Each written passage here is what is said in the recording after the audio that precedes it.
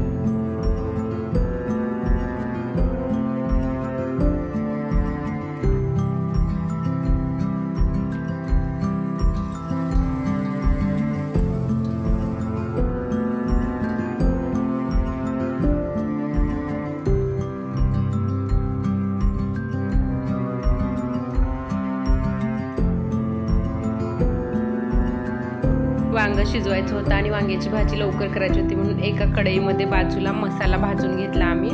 आणि हे बघा, मसाला भाजून घेतला आणि वांगी फोडणीला तडका देऊन वांगी शिजवून घेतली झाकण ठेवून परातीमध्ये. आणि वरून मसाला टाकला आणि परत त्याच्यावरती